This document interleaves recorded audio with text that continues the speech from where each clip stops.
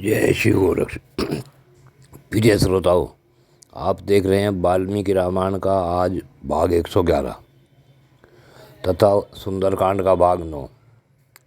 पिछले भाग में आपने सुना कि श्री हनुमान जी पूरी लंका को जलाकर फिर समुद्र में अपनी आग बुझा और देवी सीता से आदेश लेकर वहाँ से लंका से की पहाड़ी पर चढ़कर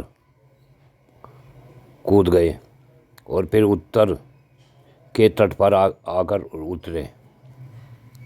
अब इससे आगे की कथा इस भाग में सुने। महाकपि हनुमान जी ने जामवान आदि वृद्ध गुरुजनों तथा कुमार अंगद को प्रणाम किया। फिर जामवान और अंगद ने भी आदरणीय हनुमान जी का आदर सत्कार किया तथा दूसरे वानरों ने भी उनका सम्मान करके उनका संतुष्ट किया। उसके बाद उन पराक्रमी वानरवीर ने संक्षेप में निवेदन किया, मुझे सीता देवी के दर्शन हो गए हैं।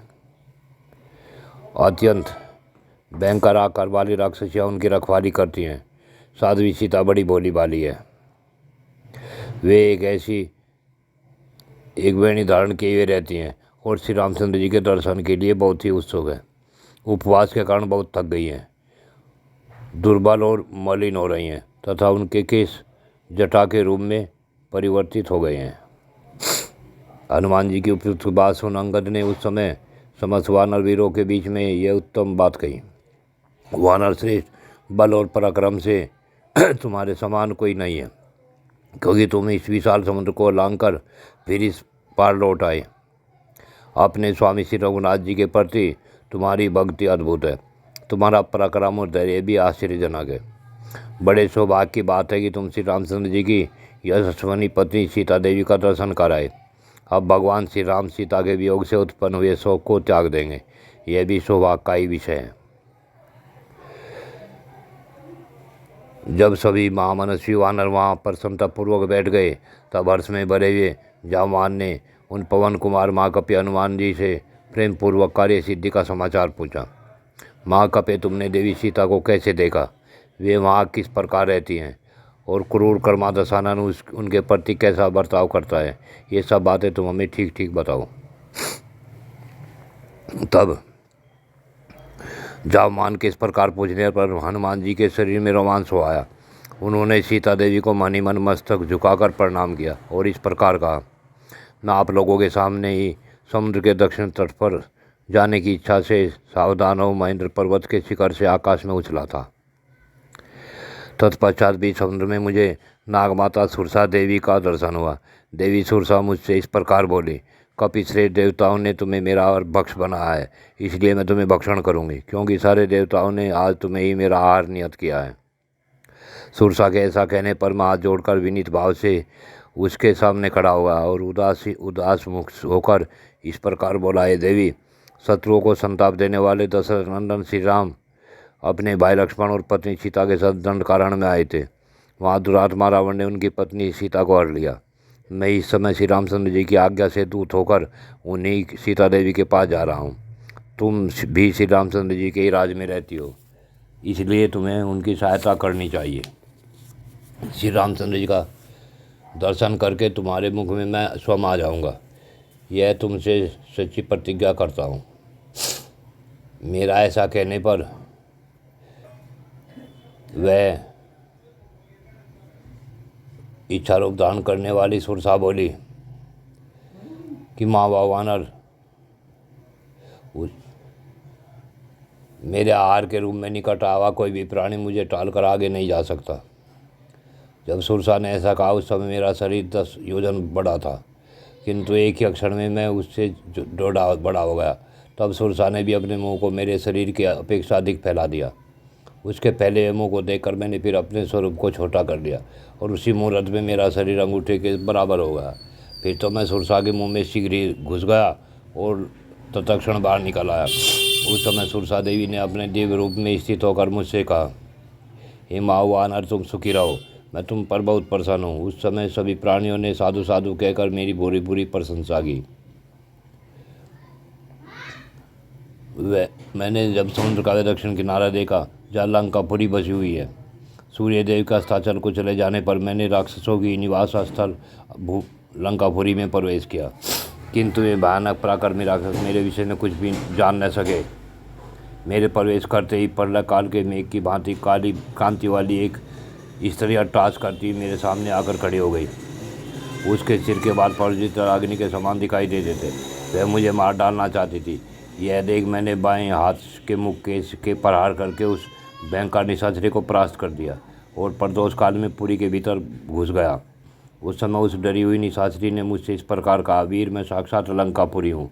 तुमने अपने पराक्रम से मुझे जीत लिया है, इसलिए तुम समस्त राक्षसों पर पूर्णतः विजय प्राप्त कर लोगे। वहाँ सारी रात नगर में घर घर घूमने और रावण के अंतपुर में पहुँचने पर भी मैंने सुंदर देवी सीता जनक नंदिनी को नहीं देखा। रावण के महल में सीता को न देखने पर मैं शोक सागर में डूब गया। उस समय मुझे उस शोक का कहीं पार नहीं पाया था। क्रोध में पड़े पड़े मैंने उस उत्तम गोदान को देखा तो सोने के बने सुंदर परकोटे से घिरा हुआ था। उस अशोक वाटिका के बीच में मुझे एक बहुत बड़ा अशोक वृक्ष दिखाई दिया। उस पर चढ़कर मैंने स्वर्ण में कदली वन देखा तथा उस अशोक वृक्ष के पास ही मुझे सर्वांग सुंदरी सीता जी का दर्शन हुआ। सीता जी उपवास करने के कारण अत्यंत दुर्बल हो गई है। रक्त मांस का भोजन करने वाली क्रूर एवं कुरूप राक्षसियाँ उन्हें चारों ओर से घेर कर उनकी रखवाली करती हैं। मैंने देखा वे राक्षसियों के बीच में बैठी थी और राक्षसियाँ उन्हें बारंबार धमका रही थी। अपने पति के चिंतन में तल्लीन हो रही थी। धरती ही उनकी सैया है। श्री राम की पत्नी को अशोक वृक्ष के नीचे बैठी देख मैं भी उस वृक्ष पर स्थित हो गया और उन्हें वहाँ से निहारने लगा। इतने में ही रावण के महल में करघनी और नुपुरों की झनकार से मिला हुआ अधिक गंभीर कोलाहल सुनाई पड़ा। फिर तो मैंने अपने स्वरूप को समेट लिया, छोटा सा बना लिया और उस वृक्ष में अपने को छिपा कर बैठ गया। इतने में रावण की स्त्रियाँ और महाबली रावण ये सब के सब उस स्थान पर आ पहुँचे। वहाँ सीता देवी विराजमान थी। राक्षसों के स्वामी रावण को देखते ही सुंदर कटी प्रदेश वाली सीता अपनी जांघों को सिकोड़कर और उभरे हुए दोनों स्तनों को भुजाओं से ढककर बैठ गई। भय से कांपती अत्यंत दुखनी तपस्विनी सीता के सामने रावण नीचे सिर किए उनके चरणों में गिर पड़ा और इस प्रकार बोला, विदय कुमारी, मैं तुम्हारा सेवक हूँ, तुम मुझे अधिक आदर दो। इतने पर भी अपने प्रति उनकी उपेक्षा देखकर वह कुपित होकर बोला, गर्वीली सीते, यदि तू घमंड में आकर मेरा अभिनंदन नहीं करेगी तो आज से 2 महीने के बाद मैं तेरा खून पी जाऊँगा। दुरात्मा रावण की यह बात सुनकर सीता ने अत्यंत कुपित हो यह उत्तम वचन कहा, नीच निशाचर, अमित तेजस्वी भगवान श्री राम की पत्नी और इक्ष्वाकु कुल के स्वामी महाराज दशरथ की पुत्र वधु से यह न कहने योग बात कहते समय तेरी जीभ क्यों नहीं गिर गई? तू भगवान श्री राम की समानता नहीं कर सकता, तू तो उनका दास होने योग भी नहीं है। जनक नंदिनी के ऐसी कठोर बात कहने पर 10 मुख रावण सीता में लगी हुई आग की भांति सहसा क्रोध में जल उठा और अपनी क्रूर आंखें फाड़ फाड़ कर देखता हुआ दाहिना मुक्का तान कर मिथिलेश कुमारी को मारने के लिए तैयार हो गया। यह देख उस समय वहाँ खड़ी हुई स्त्रियाँ आकार करने लगी। इतने में उन स्त्रियों के बीच में से दुरात्मा की सुंदरी भार्या मंदोदरी झपट कर आगे आई और उसने रावण को ऐसा करने से रोका। साथ ही उस काम पीड़ित निशाचर ने मधुरवाणी में कहा, महेंद्र के समान पराक्रमी राक्षस राज सीता से तुम्हें क्या काम है? आज मेरे साथ रमण करो। जनक नंदिनी सीता तुमसे मुझसे अधिक सुंदरी नहीं है। तदंतर वे सब स्त्रियाँ मिलकर उस महाबली रावण को सहसा वहाँ से उठाकर अपने महल में ले गई। रावण के चले जाने पर विकराल मुख वाली राक्षसियाँ अत्यंत दारुण क्रूरतापूर्व वचनों द्वारा सीता को डराने धमकाने लगी। उनका सारा गर्जन तर्जन सीता के पास पहुंचकर व्यर्थ हो गया। फिर वे सब की सब उन्हें अनेक प्रकार के कष्ट दिए, हताश और उद्योग शून्य हो निद्रा के वशीभूत होकर सो गई। उन सब के सो जाने पर पति के हित में तत्पर रहने वाली सीता जी करुणापूर्वक विलाप कर अत्यंत दीन और दुखी हो शोक करने लगी। उन राक्षसों के बीच त्रिजटा नाम वाली राक्षसी उठी और अन्य निशाचरियों से इस प्रकार बोली, अरे तुम सब सीता को नहीं, ये राजा दशरथ की पुत्र वधु और जनकपुर की लाडली सती साध्वी सीता इस योग नहीं है। आज अभी मैंने बड़ा भयंकर तथा रोग खड़े कर देने वाला स्वप्न देखा है। वह राक्षसों के विनाश तथा इन सीता देवी के पति की विजय का सूचक है। यदि किसी दुखिनी के विषय में ऐसा स्वप्न देखा जाता है तो वह अनेक विध दुखों से छुटकर परम उत्तम सुख पाती है। राक्षसियों, केवल प्रणाम करने मात्र से मिथिलेश कुमारी जानकी प्रसन्न हो जाएगी और ये मान वैसे मेरी रक्षा करेंगी। तब लज्जावती बाला सीता पति की विजय की संभावना से प्रसन्न हो बोली, यदि यह बात सच्ची होगी तो मैं अवश्य तुम लोगों की रक्षा करूंगी। मैं सीता की वैसी दारुण दशा देखकर बड़ी चिंता में पड़ गया। मेरे मन में शांति नहीं मिलती थी। फिर मैंने जानकी जी के साथ वार्तालाप करने के लिए उपाय सोचा। पहले मैंने इक्ष्वाकु वंश की प्रशंसा की। मेरी वह वाणी सुनकर देवी सीता के नेत्रों में आंसू भरा और वे मुझसे बोली, कपिश्रेष्ठ तुम कौन हो, किसने तुम्हें भेजा है, यहाँ कैसे आए हो और भगवान श्री राम के साथ तुम्हारा कैसा प्रेम है, ये सब मुझे बताओ। उनका यह वचन सुनकर मैंने भी कहा, देवी तुम्हारे पतिदेव श्री राम के सहायक एक भयंकर पराक्रमी बल विक्रम संपन्न महाबली वानराज है जिनका नाम सुग्रीव है। हे देवी, मुझे उन्हीं का सेवक समझो। मेरा नाम हनुमान है। अनायासी मान क्रम करने वाले तुम्हारे पति श्री राम ने मुझे भेजा है, इसलिए मैं यहाँ आया हूँ।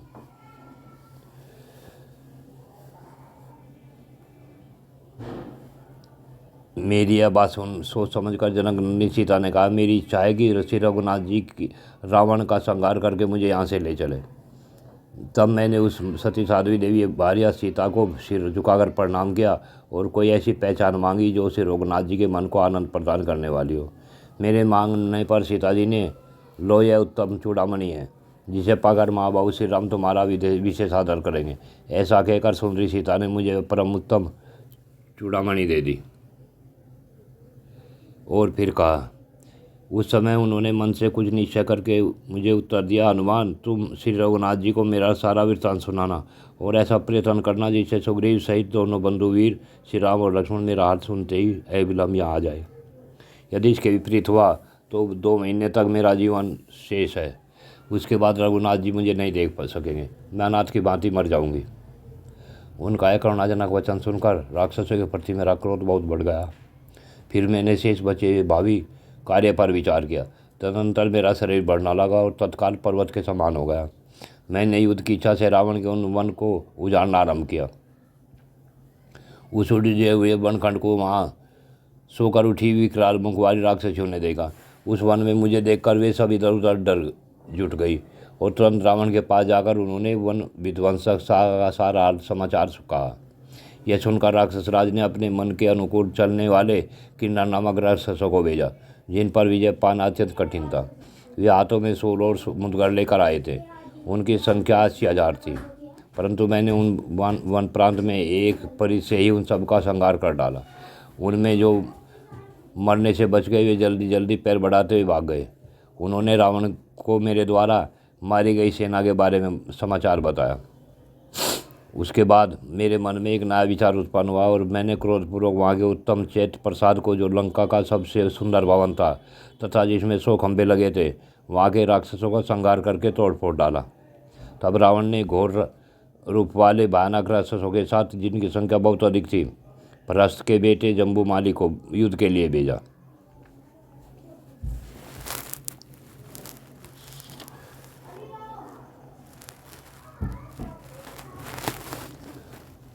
महाभाग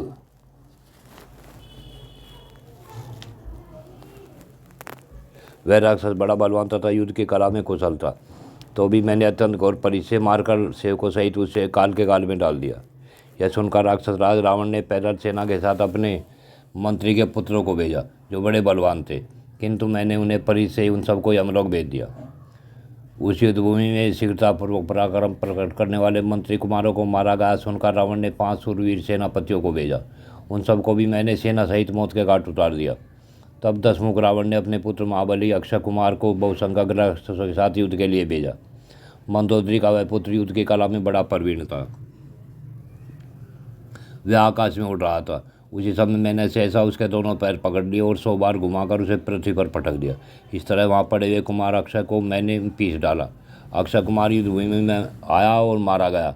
यह सुनकर रावण ने अत्यंत कुपित हो अपने दूसरे पुत्र इंद्रजीत को, जो बड़ा ही रण दुर्मद और बलवान था, भेजा। उसके साथ आई हुई सारी सेना को और उस राक्षस शिरोमणि को भी युद्ध में हाथों साथ करके मुझे बड़ा हर्ष हुआ। रावण ने उस महाबली महाबाहु वीर को अनेक मत वीरों के साथ बड़े विश्वास से भेजा था। इंद्रजीत ने देखा मेरी सारी सेना कुचल डाली गई। जब उसने समझ लिया कि इस वानर का सामना करना असंभव है, तब उसने बड़े वेग से ब्रह्मास्त्र चलाकर मुझे बांध लिया। फिर तो वहाँ राक्षसों ने मुझे रस्सियों से भी बांधा। इस तरह मुझे पकड़कर वे सब रावण के समीप ले गए।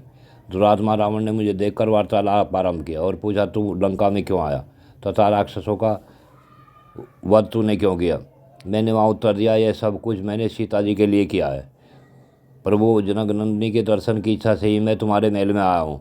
मैं वायु देवता का और रसपुत्र हूँ, जाति का वानर हूँ, हनुमान मेरा नाम है। मुझे श्री रामचंद्र जी का दूत और सुग्रीव का मंत्री समझो।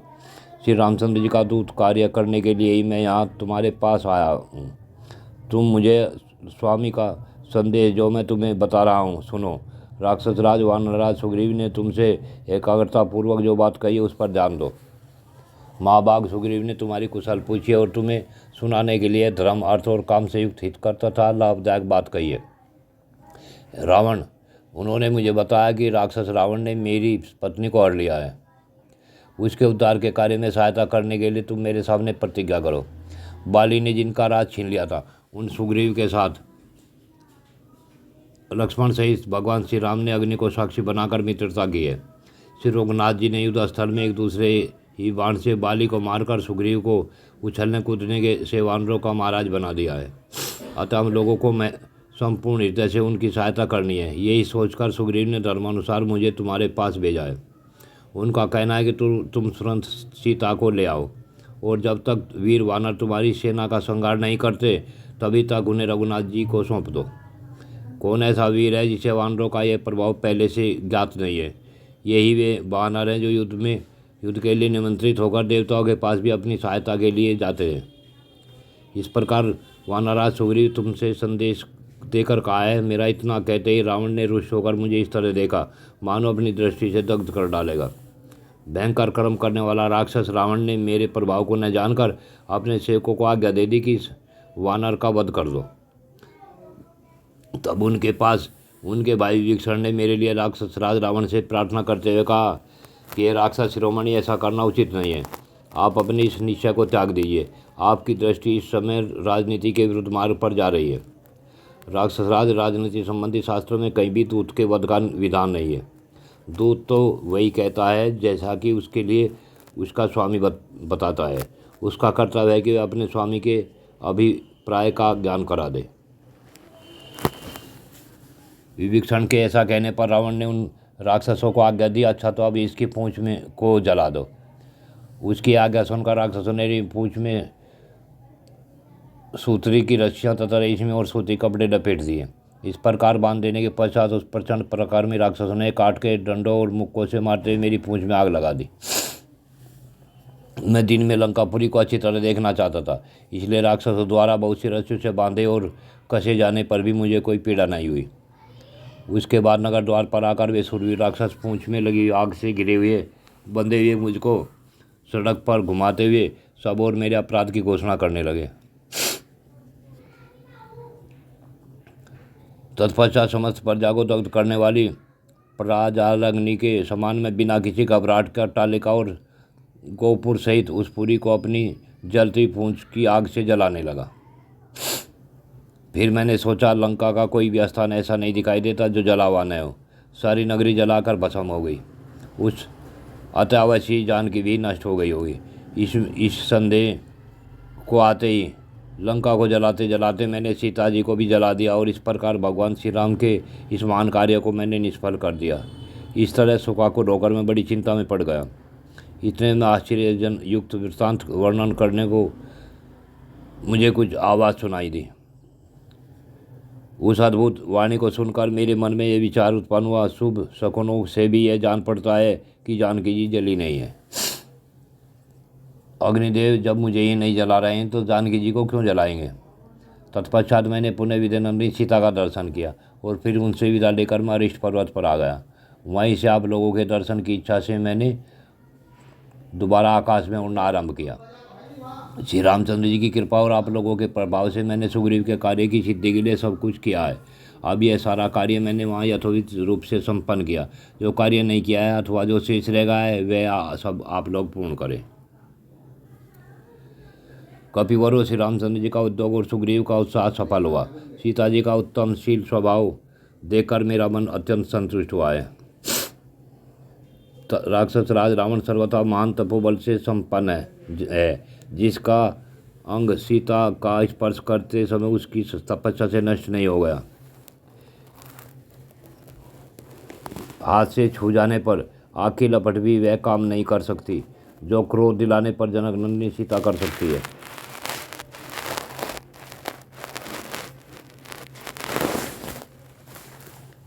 मैंने अकेले लंका वासियों को मार गिराया, नगर में आग लगा दी और सारी पुरी को जलाकर भस्म कर दिया। इतना ही नहीं, वहाँ की सब सड़कों पर मैंने अपने नाम का डंका पीट दिया। अत्यंत बलशाली श्री राम और महाबली लक्ष्मण की जय हो। श्री रघुनाथ जी के द्वारा सुरक्षित राजा सुग्रीव की जय हो। मैं कौशल नरेश श्री रामचंद्र जी का दास और वायु देवता का पुत्र हूँ। हनुमान मेरा नाम है। इस प्रकार सर्वस्व अपने नाम की घोषणा कर दी। दुरात्मा रावण की अशोक वाटिका के मध्य भाग में एक अशोक वृक्ष के नीचे साध्वी सीता बड़ी दयनीय अवस्था में रहती है। सुंदर विद्यानंदिनी जानकी पतिव्रता है। वे बल के घमंड में भरे रहने वाले रावण को कुछ भी नहीं समझती, तो भी वे उसी की कैद में पड़ी हुई हैं। वे एक ही साड़ी पहने धूरी धूरी हो रही हैं, राक्षसियों के बीच में रहती है और उन्हें बारंबार उनकी डांट डपट सुननी पड़ती है। इस अवस्था में कुरूप राक्षसियों से घिरी हुई सीता को मैंने उस वन में देखा है। एक ही वेणी धारण किए दीन भाव से केवल अपने पतिदेव के चिंतन में लगी रहती हैं। वे नीचे भूमि पर सोती हैं। रावण से उनका कोई प्रयोजन नहीं है। वे मरने का निश्चय किए बैठी हैं। उन मृगनयनी सीता को मैंने बड़ी कठिनाई से किसी तरह अपना विश्वास दिलाया, तब उनसे बातचीत की अवसर मिला और सारी बातें मैं उनके समक्ष रख सका। सीता स्वयं ही रावण को नहीं मार डालती है।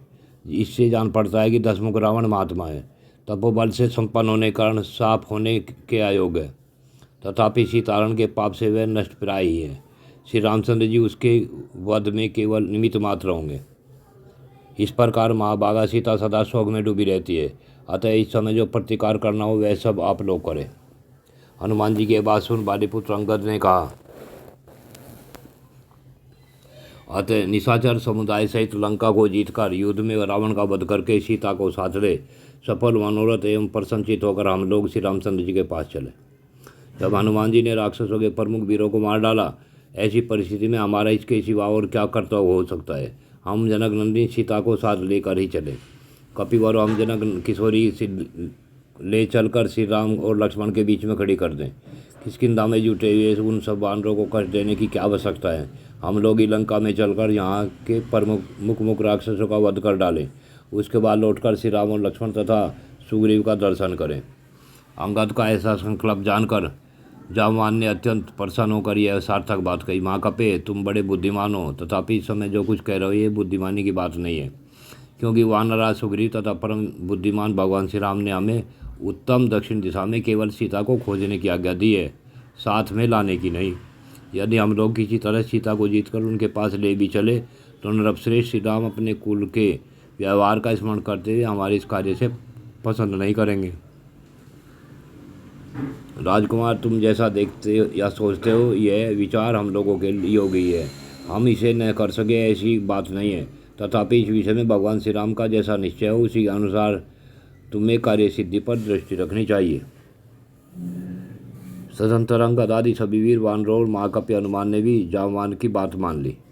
फिर वे सब श्रेष्ठ वानर पवन पुत्र हनुमान को आगे करके मन ही मन प्रसन्नता का अनुभव करते हुए महेंद्रगिरी के शिखर से उछलते कूदते चल दिए।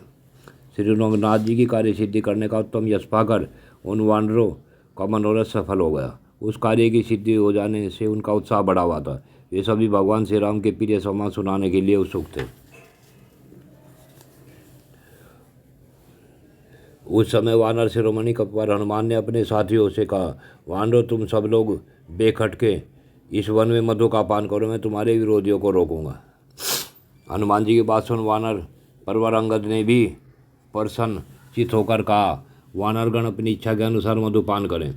हनुमान जी इस समय कार्य सिद्धि करके लौटे हैं, अतः इनकी बात स्वीकार करने के योग न हो तो भी मुझे अवश्य माननी चाहिए। फिर ऐसी बात के लिए तो कहना ही क्या है।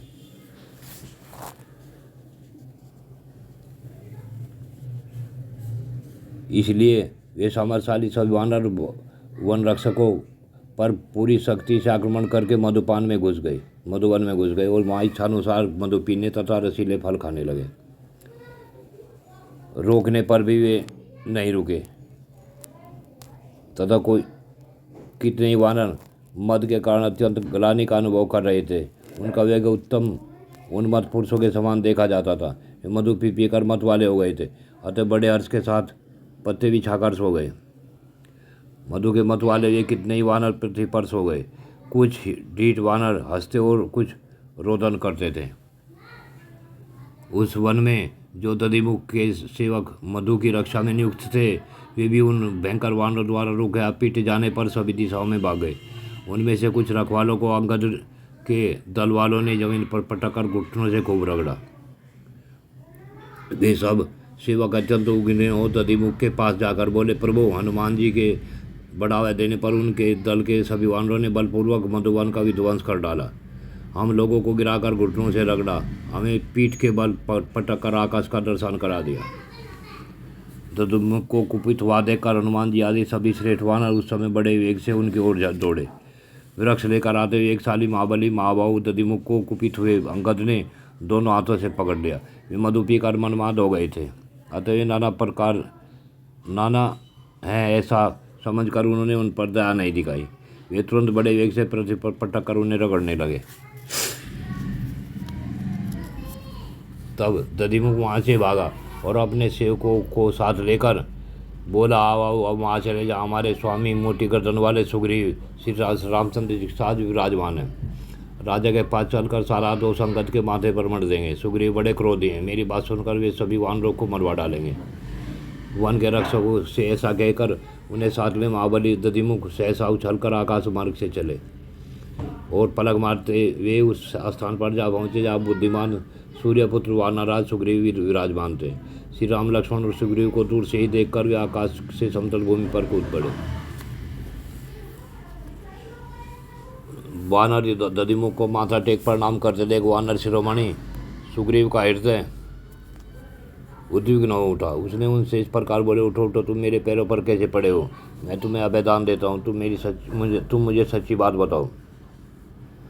तब उसने कहा कि इन हनुमान आदि वानरों ने जब मधुवन में लूट मचाना आरम्भ किया, तब हमारे इन वन रक्षकों ने उन्हें रोकने की चेष्टा की, परंतु ये वानर उनको और मुझे भी कुछ नहीं गिनते वहाँ के फल आदि का भक्षण कर रहे हैं।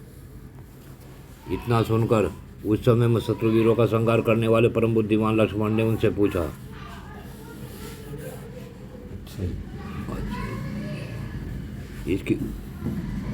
इनकी बात सुनकर मुझे अनुमान होता है कि वे जिस कार्य के लिए गए थे उसे अवश्य ही उन्होंने पूरा कर लिया है, तभी उन्होंने मधुवन पर आक्रमण किया है। यदि वे अपना कार्य सिद्ध न करते तो उन्हें ऐसा अपराध नहीं किया होता। दक्षिण दिशा से सीता जी का पता लगाकर लौटे हुए अंगद आदि वानर पुत्रों ने उस मधुवन पर प्रहार किया है। उसे पददलित करना किसी के लिए भी असंभव था। उन्होंने मधुवन को नष्ट किया, उजाड़ा और सब वानरों ने मिलकर समूचे वन का मनमाने ढंग से उपयोग किया। इतना ही नहीं, उन्होंने वन के रक्षकों को भी दे मारा और उन्हें अपने घुटनों से मार मार कर घायल किया। इसी बात को बताने के लिए विख्यातकारी वानर दधिमुख जो बड़े मधुरभाषी यहाँ आए हैं। तब सुग्रीव के मुख से निकली हुई कानों को सुन देने वाली यह बात सुनकर उन दिव्य वन को पुरुष परवर विदेनंदिनी का दर्शन किए बिना उस दिव्य वन का जो देवताओं से मेरे पूर्वज को वरदान में मिला था, वे विख्यात वानर कभी भी ध्वंस नहीं करते। तब सुग्रीव की बात सुनकर लक्ष्मण ने श्री राम जी के साथ बहुत प्रसन्न हुए। श्री राम के हर्ष की सीमा न रही और मारे श्री लक्ष्मण भी हर्ष से खिल उठे। मामा अपना कार्य सिद्ध करके लौटे हुए उन वानरों को जो मेरे मधुवन का उपयोग किया है, उससे मैं बहुत प्रसन्न हुआ हूँ। अतः तुम्हें भी कृतकृत होकर आगे आए हुए उपयोगी डिटाई तथा उद्दंडतापूर्ण चेष्टाओं को क्षमा कर देना चाहिए। अब शीघ्र जाओ और तुम ही उन्हें मधुवन की रक्षा करो। साथ ही हनुमान आदि सब वानरों को आदि जल्दी भेजो। वे दोनों राजकुमार श्री राम और लक्ष्मण पूर्वोक्त समाचार से अपने को सफल मनोरथ मानकर हर्ष से प्रफुल्लित हो उठे। सुग्रीव के ऐसा कहने पर प्रसन्नचित्त वानर दधिमुख ने श्री राम लक्ष्मण और सुग्रीव को प्रणाम किया और दधिमुख उस वन में गए और दोनों हाथों की उंगली बांधकर अंगद से हर्षयुक्त मधुर वाणी में इस प्रकार बोले। सौम इन रक्षकों ने जो अनाथ वश आपको रोका था, क्रोधपूर्वक आप लोगों को मधु पीने से मना किया था, इसके लिए आप अपने मन में क्रोध न करें। निष्पाप युवराज, मैंने वहाँ से जाकर आपके चाचा सुग्रीव से इन सब वानरों के यहाँ पधारने का हाल कहा था। इन वानरों के साथ आपका आगमन सुनकर वे बहुत प्रसन्न हुए। इस वन के विध्वंस का समाचार सुनकर भी उन्हें कोई रोष नहीं हुआ। अतः शत्रुओं का संताप देने वाले वीरों, कार्य पूरा हो जाने पर जब हम लोगों को यहाँ अधिक नहीं ठहरना चाहिए, अब हम चले, यह कहा अंगद ने। अब सभी वानर अंगद के साथ